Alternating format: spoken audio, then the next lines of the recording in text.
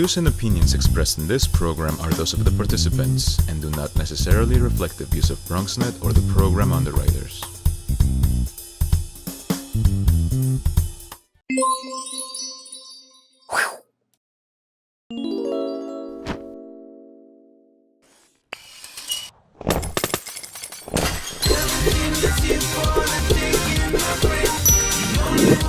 Hi, I'm here with William Acevedo, the founder and executive director of YUCA Art Center. Well, thanks so much for letting us visit and meet your staff and the kids who are coming and enjoying this whole experience. So thank you for having us. Oh, you're welcome. On the show. So what made you start this organization? What made you start YUCA? Okay, so without giving away my age, many years ago, I was in the private sector, just holding down a corporate job, and trained graphic designer. I was working for a publishing company, and about that time I started to think about trying to do something different. I was really just not being professionally satisfied, and I noticed that in the community there weren't very many venues for young people to find themselves as artists. So I came up with the idea of initially just starting some classes to help young people learn more about graphic design. So you were working at your regular job and then started this organization? That's right. That's for right. How long? Well, I did that for about a little less than a year until eventually I realized that I needed to, if this was going to flourish, that I need to really think seriously about organizing something a little bit more structured. And I decided to move away from my job and venture off into the nonprofit world. And what did you know about nonprofit? Not a thing, not a thing. I come from an art background and something relatively new to me at the time, but over a period of time I started to pick up different things and started to talk to different people, do a little research, and I'm still growing into it. It's a vast field. So what were the first steps to really putting the organization together? So you were working with this part-time, and then what? Well, even in terms of strategies, things that I had to learn, how to proceed.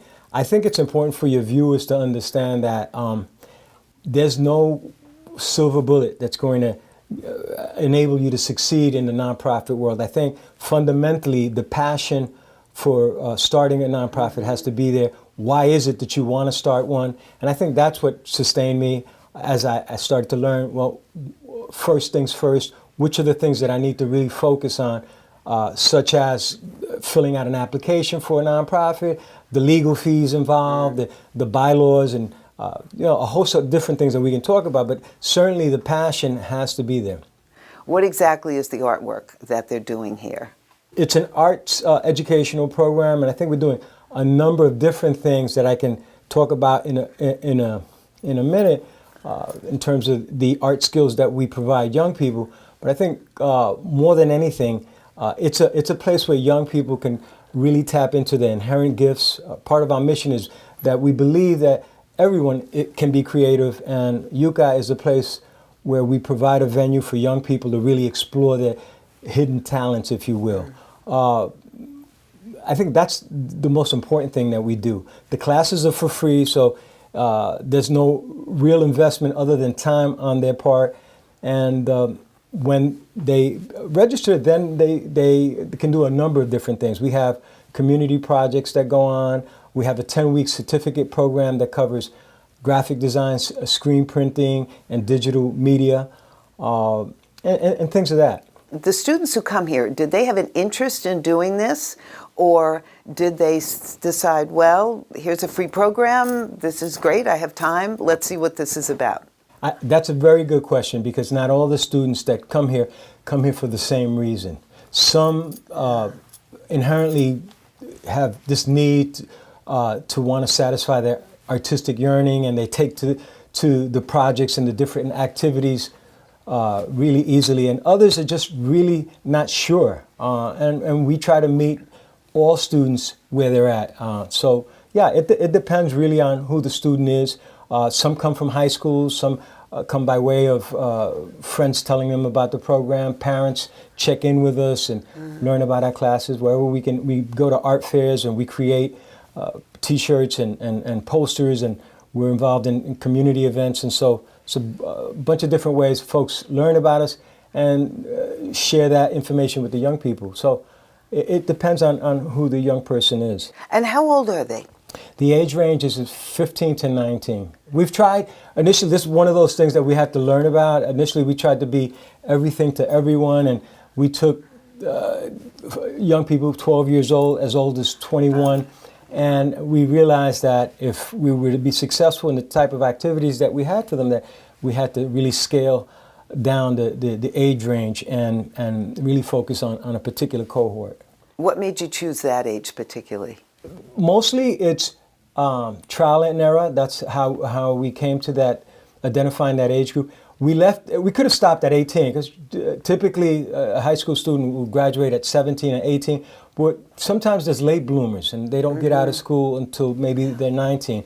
So, but we found just through experience, trial and error, that seemed to be the age range that they felt comfortable with themselves. And it's really an important part of what we do. It's not just teaching them art skills, but providing a venue that they feel safe in, comfortable, they really can express themselves. We believe that that's the type of environment that will enable them to really tap into that creativity. I love the fact that you don't talk about teaching them something, you talk about helping them discover what's inside them. Absolutely. Do you feel like that's what happened to you as a graphic artist, that when you first started practicing your own art, that it was coming out of you, or that somebody was teaching you how to do something and you just were good at it? Well, in my own personal educational journey, I think that the folks that have been most instrumental in my development have been people who have inspired me. And that seems to feed into my definition of what an educator should be. We don't really help people until we get them vested, but I think that it has to come from them. So students have to want to do the projects, want to really learn more, and seek out. I think, so yeah, with me, that was the case, and I think that that's somewhat carried over into the philosophy of the organization. Do you still work on your own art? I do, and I actually am a practicing graphic designer. I have several clients. I don't have a lot of time for it, but I'm inherently an artist. I've been drawing and painting since I was 6, 7 years old, and that hasn't stopped, and I don't think it will. Unfortunately, not unfortunately, it's just this is a priority for me right now, and as an executive director, I have less time to dedicate to my art. Do the students know that you're a working artist? Oh, absolutely. I'm one of those, well, let me just say two things, two additional things. The role of an executive director in a nonprofit world involves things that we have to do that move us away from the actual programming. Myself as an artist, I'm most comfortable when I'm in the studio working with the young people, teaching them something, and periodically I'll step in and I'll see them working with Photoshop or some design software, layout program, and I'll work with them and tinker here and there. But I feel that's my element, and although I also recognize that this is something, the administrative side is something that I need to focus more on. And so I envy my instructors, long story short. Because they're able to just deal with that. Yeah, because they're in there and they're really helping young people, inspiring them to be creative. And teaching is a creative act, I think, in many ways. And I just have a quick question. How has the field changed? Because it's very different now, I know. It's a very, very good question. Graphic design is 90% digital. When we initially started 10 years ago, the idea was to help young people create portfolios so that they can apply to design schools. Make no mistake, we run a certificate training program. They complete the certificate in 10 weeks, but by no means are you a bona fide graphic designer. There's a lot of training involved. There's a steep learning curve. So the idea is to help young people put a portfolio together. But I bring up the portfolio because back then, there still was a need to do it the traditional way, creating pieces that can be viewed and exhibited. Today, everything is digital and it goes online, so there's a lot more emphasis on the digital side of the industry. Instead of carrying those big portfolio cases that I come remember out of people that. doing. I come out of that era. But Yeah. today, everything that a budding graphic designer needs is online. Well, you're a great mentor for them. You're a terrific I like mentor to for believe these that kids. I'm helpful. Yeah, I like to believe that's that I'm helpful. terrific.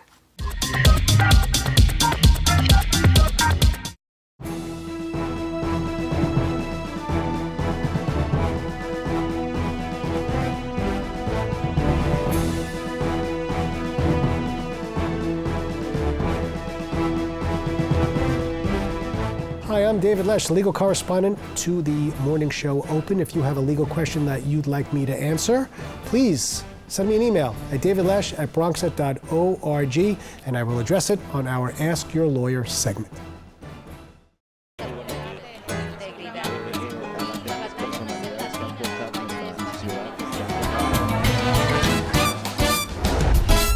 If you want to stay in the know about the latest happenings en español, check out Diálogo Abierto, BronxNet's own Spanish show, Wednesdays 6:30 p.m. on Channel 67. The latest in news, arts, culture, politics, and what's going on in your neighborhood. Diálogo Abierto, the best way to stay connected in Spanish. See you there. Te esperamos.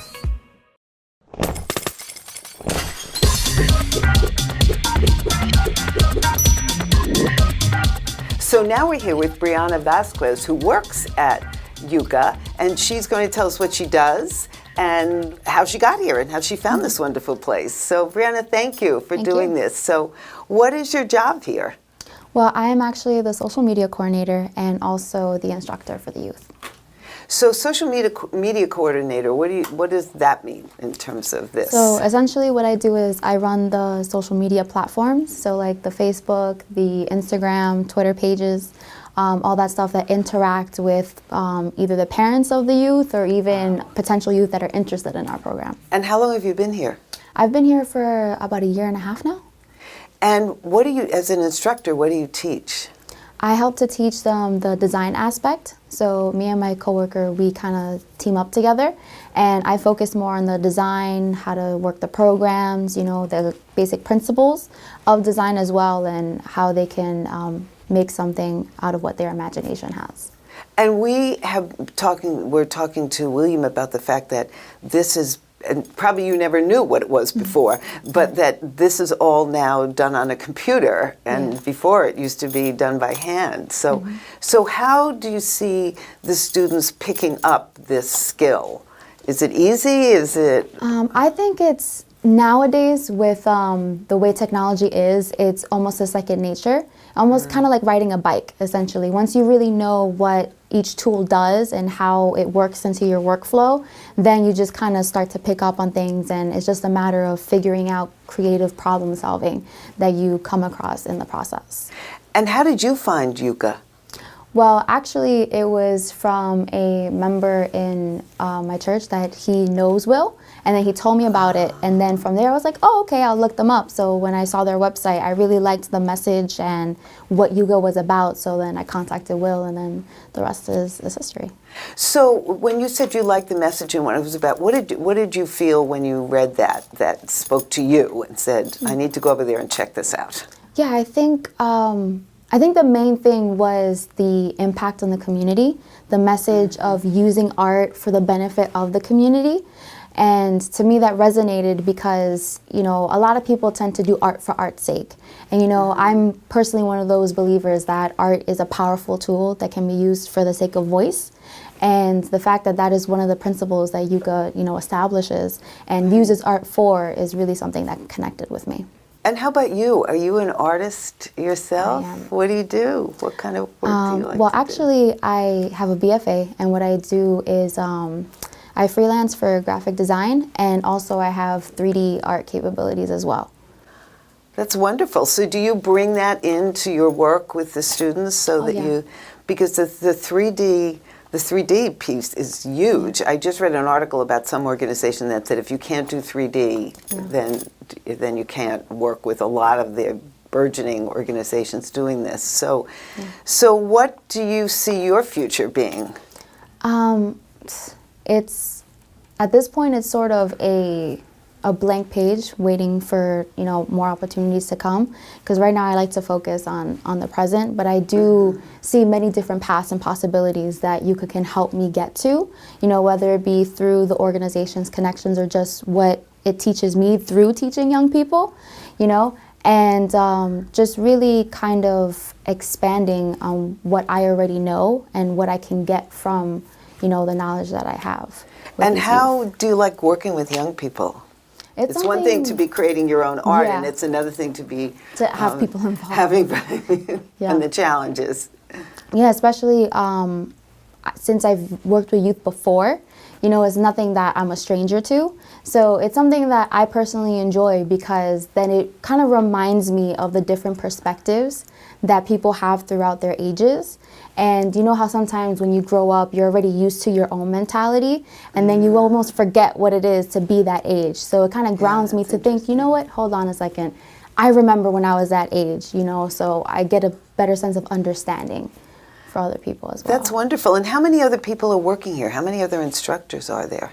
We've had a few instructors that come in and out, but currently it's just myself and Nachi working with the youth. So, and how many young people come through here? Right now, currently we have 13. We've filled up the entire studio, which can hold about like 15, almost 20. Yeah, we're going to see that. We're going to see flux. That's going to be one of our next steps, is to go into the studio and see everything in action. Really so, thank you. Thanks for thank you. talking to us.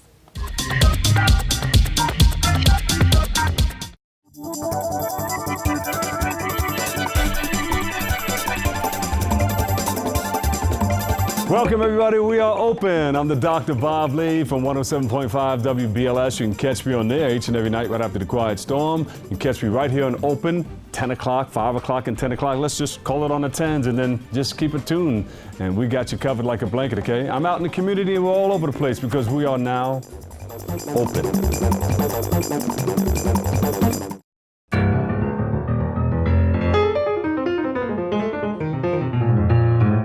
Every Monday night at 9, we talk to the borough's movers and shakers about the latest in Bronx politics, education, healthcare, arts and culture, and literally any and everything that's important to the people of the Bronx.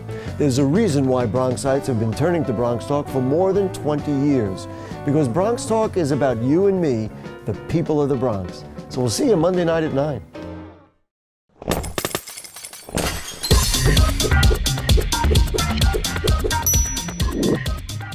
Thank you for sitting and talking to me. I know you're busy and working on a lot of projects. So how did you find your way here to YUCA? Either one of you, but both. Let's hear from both of you. All right, I found my way here because of a 11th grade teacher at my school. Because at my school we do internships on Tuesdays and Thursdays. And it was before I had this internship. She asked me, she was like, what's your passion? I was like, my passion is art and music. So she's like, so she said that she knows an art place that's in Melrose. I was like, all right. So there, and then from then I'm just here. How long have you been here? Since the end of September. Okay. Oh, so it's it's new to me. It's sort of new. And what about you? How did you? Well, for me, it was like almost 4 years ago. Yeah, I've been. Wow. For me, I was one of my friends that is not my best friend. We were in class, we were doing GED, and because I always noticed that I always leave a little early, so I was wondering, you know, why he can leave early, I cannot leave early. So what I found out is he do an art program. I said, oh, well, because you like to draw also. I said, oh, come with me one day. I said, oh, okay. So I went with him. So I found out, you know, they do trips, they teach you how to draw, how to screen print and everything. So I was like, oh, this is something new for me and something I can like and do. Actually, I like art because I like drawing cars and whatsoever and all this stuff. So from day one until now, I'm being here. And so you were interested in art and music before you got here. Yeah. So what have you learned that has sort of taken that all a little bit further? I've been drawing since I was little.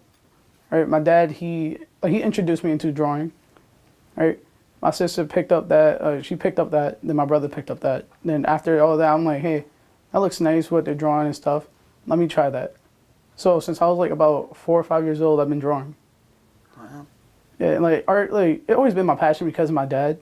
Like until the day that he died, he even drew anything. Like he drew stuff for me and my brother. Like when my brother turned 20, when he turned 20, he drew something for his birthday. When I turned 15, he drew something for me. When my sister, when she turned like 21 or 22, he drew something for her. So that's basically like what he did for us. Yeah, that's great. So that, and now you have that. Yeah. And now you're able to do that yourself. So if you think about this work that you're doing and enjoying, do you think that maybe at some point you'd want to do this as a profession or incorporate this into your work life? Yeah, because like in January, I did a presentation about art. It was the evolution of art. I had Renaissance art, sculpting, and graffiti. So I included people like Leonardo da Vinci, Raphael, Banksy, Shepard Fairey, the guy that did the Statue of Liberty, I forgot his name. Oh, yeah. And like all these famous artists that did famous things, but like not that much people knew that they did that. Yeah, that's so, great. Since like that, because that's my passion, like how I said, that's like, it was easy to do. It only took me like a day to do it, even though it was just like, it was a bunch of slides. But you're really learning. Yeah. Yeah, yeah. And how about you? What would you want to do with this Well, talent? for me, I like Da Vinci because he liked to do all like mechanical stuff, like boat tanks. So I like also that. Like I said, I like my cars, so I like to do them. So for me and like Da Vinci, I like that kind of stuff. So I like to do into that, like pretty much like if you work for a car company, you want to create a new type of car. Something different, not like everything you see now almost looks the same. For me, that's not cool. Before, every single car you look was precious. It look, you can tell that they put a heart into it. For me, it's the same thing. I want to create something, at least a car, but also something that is new to everybody. Not the same style, not the same model, not use something fresh, new from start to bottom. And basically, that's what I like. So you like design? Yeah. Yeah. Thank you. Thanks for talking to us. This was great. This is really interesting. I could learn a lot about art from you guys. So, how did you two find this place, and how did you get here? And our school put us onto this, our Bronx Guild. We're an internship-based school. Oh, okay. Mm-hmm. And so they give you examples of internships that you can do? Yeah. Mm-hmm. Like, well, not just what we could do, what are we interested in? What's our interest? So you can both tell me the story of how you got interested in this work and in art. For me personally, it just started as a kid. Like, I was like into coloring and stuff and building stuff. Then as I got older, I've just kept living my dream. That's great. How about you? Well, me, I started getting into art. Like, I started being into art ever since I was in elementary school when I first started kindergarten. At first, we did arts and crafts. I used to cut a lot, and I used to draw a lot, and I used to color a lot. And every time I draw, it's like I always draw random things. Like, I used to draw people, like stick figures and beaches and all. And then I used to, cut pictures, because I used to be in after school for photography. And I used to take pictures, and my photography teacher would print it out, and we usually cut it and make a collage. Oh, yeah. And we present it to everybody in the class. And you were doing that when you were little? Mm-hmm. That's great. Yeah. So what do you work on here now? Well, right now we're just like getting like the hang of, like getting used to the material, like working with the monitors and learning things little by little, such as the stickers, how to design a T-shirt, and we're just getting the hang of it right now because we don't know much yet. So we're just taking it like step by step. And how long have you been here? Since last year? Yes. Yes, since last year. Our first semester here. Oh, okay. What? So last year, 2016. And this is our second semester. Yeah. Okay. So what do you think you'd want to do with what you kind of see little things that you're experimenting with? Like graphic designs, Okay. like graphic designing a t-shirt, like first graphing it on a computer, then printing it out and then pasting it on a shirt and then, you know, boom. I'm just into the coloring. I just like to be, you know, creative, like how I used to be in kindergarten, like with the handprints and stuff. Yeah. So how is it to use the computer? I mean, is that something that's hard to adjust to? Basically, at first, it's challenging because you're trying to, you know, learn how to do new things. Like, you're learning how to illustrate. You're learning how to create something from a computer. I mean, now it's technology. Everything is on technology. Like I spoke about earlier, we're learning step by step. Exactly. So what do you want to do after? I mean, do you think this is a direction you'd want to go in terms of career? For me, I want to do something like that because I was always into fashion. And, like, I want to create something. I want to just, you know, do something simple, like just sell T-shirts, like create my own T-shirt, my own brand, and just, you know, get the hang of it. Yeah. That's not so simple. That's a big. No, that's a it's big goal. a That's a big- big goal. Yeah. People make money doing that. And how about you? And for me, I would be interested in this type of position, but I have other things too on mind. Like, I want to be an interior designer, an architect, but I'm also into this too. So it's like I have a lot of things, so I like have opportunities to try each and one by one, and I did. Yeah, that's great. Well, and they're all creative. It sounds like that you're both just interested in doing creative stuff. So thank you for taking this time and talking to No us. problem. And good luck. I hope you get to do all those Thank things, you. and we'll be seeing your work. Thank you So so that's much. going to be terrific. Thanks.